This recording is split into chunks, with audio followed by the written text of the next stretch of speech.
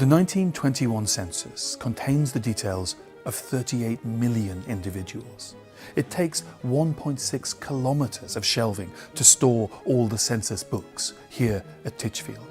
These never-before-seen records provide an opportunity to delve into the stories of our ancestors, connecting the past with the present and the future. For a century, they've been locked away. Only now, for the very first time, are they being made available to the public.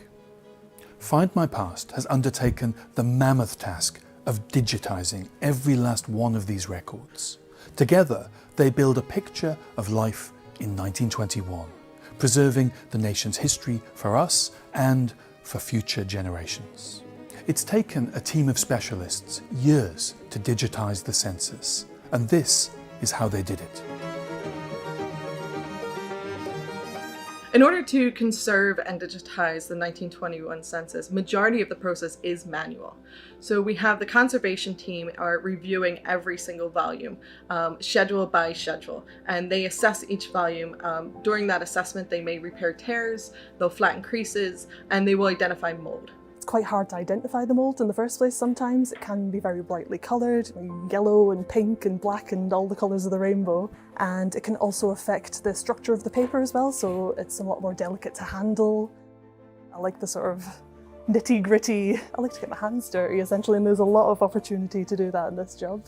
We've also found a significant number of insects within the census. These poor insects have met their untimely fate between the pages of these census return forms sometime over the last 100 years. Once the volume is identified as ready for capture or ready for scanning, it's giving over to one of our scanning technicians. At that point, a scanning technician will feed the schedules through a sheet feed scanner one at a time.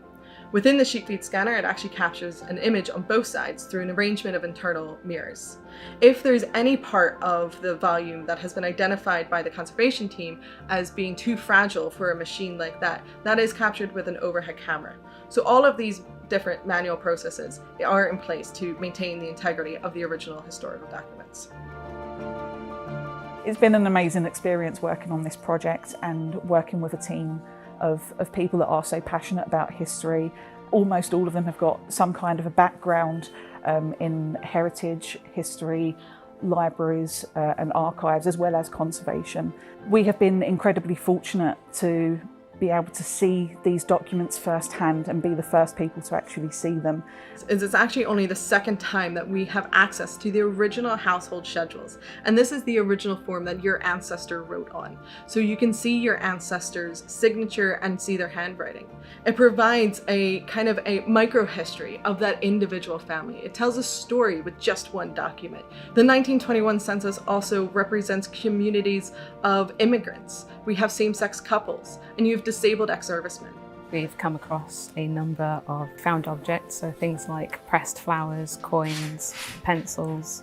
One great example is a small notebook where the owner had been practicing their shorthand. So these objects are recorded and then packaged safely alongside the volumes in which they're found.